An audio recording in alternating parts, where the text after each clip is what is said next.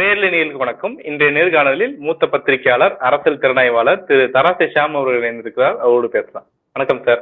வணக்கம் சந்தோஷ். விஜயுடைய தாக்கம் பல்வேறு நடிகர்கள்ட்ட வெளிப்படத்தை பார்க்க முடியாது சார். அரசியலுக்கு வரேன்னு சொல்லி பல்வேறு நடிகர்கள் ஆர்வத்தை வெளிக்காட்டுறாங்க. தனுஷ் இப்போ ரீசெண்ட்ல பார்த்தோம், அவர் பேசக்கூடிய விஷயங்கள், அவரு மக்களை சந்திக்கக்கூடிய விஷயங்கள், மேல இருந்து கை காட்டுறது எல்லாமே விஜயுடைய ரெஃப்ளெக்டிவ் எஃபெக்ட் மாதிரியே இருக்கு சார். வரட்டுங்க, யார் வேணாலும் ஜனநாயகத்துல வரலாம், நம்ம அதெல்லாம் தடுக்க முடியாது. ஆனா இன்னைய தேதிக்கு எங்க டெல்டா பகுதியில பிள்ளைகள் பேச்சை கேட்டு விஜய்க்கு ஓட்டு போட்டோமே அப்படிங்கிற வருத்தம் ஜாஸ்தி ஆயிடுச்சுங்க. காலையில கூட நான் பேசினேன்.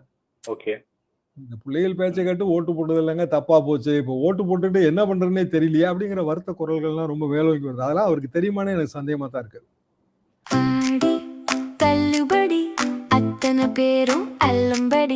$6 முதல் 60% வரை ஆடி தள்ளுபடியுடன் சூப்பர் சரவணா ஸ்டோர்ஸ், சென்னை, மதுரை, கோவை.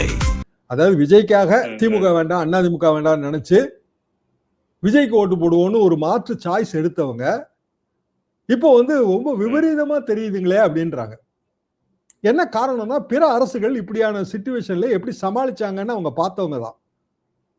ஒரு ஊர்ல தலைமுறையா இருக்கிறவங்களுக்குங்க, எம்ஜிஆர் காலத்து அரசு, ஜெயலலிதா காலத்து அரசு, அப்படியே வரிசையா பல அரசுகளுக்கு அவங்களுக்கு ஒரு கம்பேரிட்டிவா மனசுல சித்திரம் இருக்கு. இப்போ கரண்ட் இப்படி ப்ராப்ளமா இருக்கு, ஒரு சாதாரண ஒரு வடை கூட நம்மளால சாப்பிட முடியலையே, வீட்டில் ஃபேன் ஓட மாட்டேங்குது, வெயில் ரொம்ப கூடவா இருக்கு, பல்புல கம்மியாயிருது, கடைசியா பார்த்தா மோட்டரும் அடி வாங்கிருச்சுங்க. ஏன்னா இது வரைக்கும் அவன் சமாளிச்சு கொண்டு வந்துடுவான், வடை போனா போதுன்னு தியாகம் பண்ணிடலாங்க. மோட்டர் அடி வாங்கிருச்சுன்னா மோட்டரை தூக்கி மேல வச்சுட்டு நீங்க காயில் மாத்துறதுக்கு உண்டான செலவு என்ன யோசிச்சு பாருங்க. ஊர்ல ஒரு 30% 40% மோட்டர் தரையில் தான் இருக்கு. நீர்மூழ்கி மோட்டார்லாம் நீரை விட்டு வெளியில வந்துருச்சு. இதெல்லாம் அதிகாரிகள் எடுத்து சொல்றாங்களா, இல்ல இந்த அமைச்சர் பெருமக்கள் முதலமைச்சர் எடுத்து சொல்றாங்களா, இல்ல முதலமைச்சருக்கே நீர்மூழ்கி மோட்டர்னா என்னன்னு தெரியுமா? இவ்வளவு கேள்வி இருக்கு. இதெல்லாம் தெரிஞ்சுக்கிட்டு அவர் கர்நாடகாவுக்கு போறது நல்லது. போய் ஏதாவது கையெழுத்த போட்டு வந்துடக்கூடாதுன்னு தான் நான் கவலைப்படுறேன். அப்போ இந்த மாதிரி நடிப்பு துறையிலிருந்து வந்த விஜய் அவர்களுக்கு இது போன்ற வருபவர்களுக்கு மக்கள் பிரச்சனையை தீர்க்கக்கூடிய விஷயங்கள் அவர்களுக்கு புரிவதில்லை, இல்ல அதுக்காக அவங்க நடவடிக்கை எடுக்கிறதுக்கு தயங்குறாங்க, நடவடிக்கை எடுக்க முடியல அப்படிங்கிற விஷயத்த மக்கள் புரிஞ்சுக்கிட்டாங்களா? புரிந்து கொள்வார்கள் நான் நினைக்கிறேன். அதாவதுங்க, நடிப்பு துறையிலிருந்து அரசியலுக்கு வரக்கூடாதுன்னு நான் சொல்லலை. இப்போ இதே ஜெயலலிதாமா நடிப்பு துறையில இருந்து வந்தவங்க தான். அதிமுக அரசியலுக்கு அவங்க 82 காலகட்டத்திலே வந்துட்டா கூட 91 ஆட்சிக்கு வந்த பிறகு இந்த இஷ்யூ வந்த உடனே அவங்க அனைத்து தரப்பு கூட்டம் போட்டாங்க.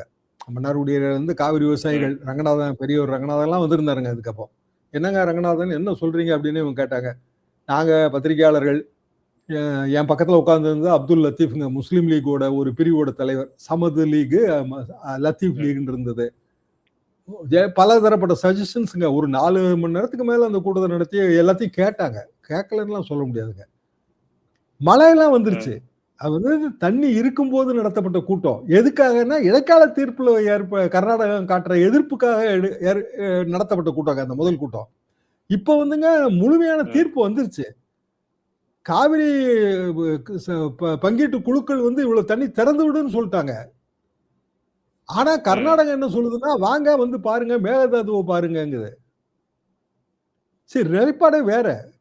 நீ காவிரியில தண்ணி திறந்து விடுவியா மாட்டியா, எவ்வளவுதானே பாயிண்ட். சரி, இதுக்கு அங்கதான் போகணுமா என்ன? வீடியோ கான்பரன்ஸ்ல பேசக்கூடாதா? Whatever it is. ஒரு தனி விமானத்தை பிடிச்சலாங்க போகணும். முதலமைச்சர் ஒரு தடவை வெளியில போயிட்டு வந்தாருன்னா அவரோட போறவங்க எல்லாத்துக்கும் சேர்த்து தமிழ்நாடு கவர்மெண்ட் தான் பணம் செலவு பண்ணுது இல்லைங்களா? போனா என்ன தப்புன்னு கேக்குறாங்க. போனா தப்பு இல்லைங்க. கர்நாடகம் நமக்கு விரோதி கிடையாது, சிவகுமார் நமக்கு வேண்டாதவர் கிடையாது. அவரும் சாமி கும்பிடுறதுக்கு பல நேரங்கள்ல தமிழ்நாட்டுக்கு தான் வராரு, நம்மளும் சாமி கும்பிடுறதுக்கு கர்நாடகாவுக்கு போறோம். அதுல எல்லாம் தப்பு ரைட்டுன்னு அப்படி சொல்லவே இல்லைங்க. தாராளமா போலாம், விஜயும் போலாம், கலைஞர் போனவர் தான், எம்ஜிஆர் போனவர் தான், எல்லாம் சரி. ஆனா இந்த பிரச்சனை நீண்ட கால தாவால 2 பகுதி இருக்குங்க. ஒண்ணு, உடனடியாக நமக்கு தேவைப்படுகிற நீர். அதுக்கு உத்தரவு போட்டது சுப்ரீம் கோர்ட்டால் நியமிக்கப்பட்ட ஆணையங்கள். அந்த ஆணையத்துக்கு அதிகாரம் இல்லைங்கிறது வேறங்க. அது காகித ஆணைதான். காவிரியில நீர் பெற்று தருமானலாம் எனக்கு எப்போதுமே சந்தேகம் உண்டு. பல்லே இல்லாத ஒரு ஆணையங்க அது, தரோ வேஸ்ட்.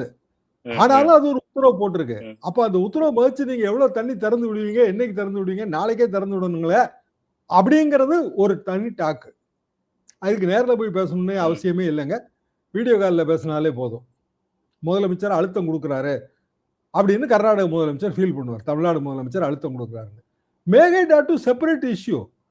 சிவகுமார் வந்து அவரோட பொலிட்டிக்கல் அட்வான்டேஜுக்கு ரெண்டையும் கிளப் பண்றாரு. காவிரியில தண்ணி திறந்து விடுறதையும் மேகதாட்டுவையும் எப்படி கிளப் பண்ண முடியும்? மேகதாட்டு டிபிஆர் வந்து சப்மிட் பண்ணி இப்ப அதை திருத்தம் கொடுங்கன்னு சொல்லி திருப்பி அனுப்பிட்டாங்க. இன்னைக்கு வேலை ஆரம்பிச்சா கூட ஒரு செங்கலை கூட எடுத்து வைக்க விட மாட்டோம்னு சொன்னாலும் ஒரு செங்கலை எடுத்து வச்சாலுமே அது 5 வருஷமோ 10 வருஷமோ பிடிக்கும். செப்பரேட் இஷ்யூங்க அது. ராசி மணல் நம்ம ப்ரொபோசல் ஒன்று இருக்கு. ராசி மணல்ல நம்ம இதே மாதிரி டேம் கட்டலாங்கிற நம்ம ப்ரொபோசல் ஒன்று இருக்கு. டோட்டலா இது செப்பரேட் இஷ்யூ. நீண்ட கால தீர்வுங்கிறது என்னவா இருக்கும்? நீண்ட கால தீர்வுங்கிறது நவீனமயமாக்கப்பட்ட மின் மோட்டார்கள். இதெல்லாம் நம்ம செய்ய வேண்டிய வேலைங்க. காவிரியில வந்து மாற்று பயிருக்கான திட்டம், நீர் தேவையை குறைந்த நீரை பயன்படுத்தி எப்படி வந்து நம்ம வேளாண்மையை பெருக்குவது, இதெல்லாம் பெரிய பெரிய எக்ஸ்பர்ட்டுகள் உட்கார்ந்து பேச வேண்டிய விஷயம். அப்போ இதுக்கு நம்ம தனியா ஒரு நடவடிக்கையை நம்ம ஸ்டார்ட் பண்ணணுங்க. இன்றைக்கே விஜய் முதல்வராக இருக்காரு, நாளைக்கு அவர் தான் இருப்பார்லாம் யாராலையும் சொல்ல முடியாதுங்க. ஜனநாயகங்க. திராவிட மாடல் 2.0 சொன்னாங்க, என்னாச்சு?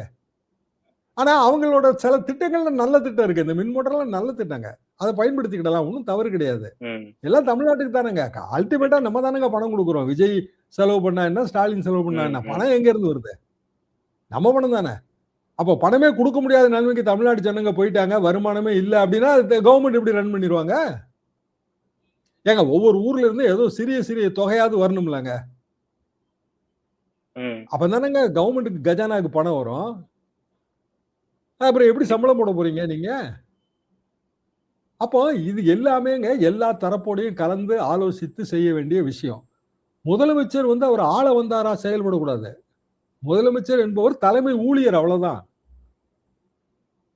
ஓட்டு போட்டாலும் ஓட்டு போடாட்டாலும் நமக்கு எல்லாருக்கும் ஒரே முதலமைச்சர் தானே. 35% ஓட்டு தான் வாங்கியிருக்கீங்க, அதனால 35% பேருக்கு தான் நீங்க முதலமைச்சர் நான் சொல்றோம். அப்ப ஏன் நீங்க பேசுறதுக்கு தயங்குறீங்க?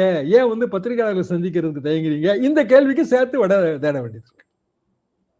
இறுதியாக சார், இப்போ டாபிக் விட்டு வெளியே போனாலுமே இப்போ 2031 பாத்தீங்கன்னா இப்போ அண்ணாமலை புதிய கட்சி தொடங்கியிருக்காரு. தனுஷ் அவர்கள் ஒரு ஆசையை வெளிப்படுத்துறாரு. விஜய் வந்து ஆல்ரெடி வந்துட்டாரு. அப்போ நடிகர்கள் ஒரு செட் இருப்பாங்கல்ல, எம்ஜிஆர், சிவாஜி, அடுத்து ரஜினி, கமல்னு. அப்ப அடுத்தடுத்த ஜெனரேஷனுக்கு வந்து நம்ம மாறி போறோமா அரசியல் தளத்துல அப்படிங்கிற ஒரு கேள்வி இருக்கு. எப்படி பாக்குறீங்க சார்?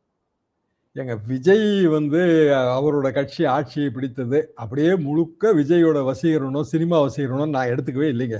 என்ன காரணம் அப்படின்னா, ஒரு 50ல இருந்து 55 எம்எல்ஏ அதிமுகல இருந்து பிரிஞ்சு போனவங்க, திமுகல இருந்து பிரிஞ்சு போனவங்க.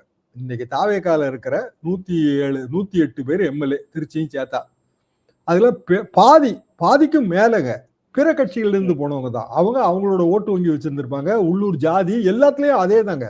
பண செலவு. விஜய் சொல்றாருங்க கரூர்ல, செலவே பண்ணல, ஜாதி மதத்துக்கெல்லாம் அப்பாற்பட்டு நாங்க ஜெயிச்சிட்டோம்னு. அதெல்லாம் கிடையாது.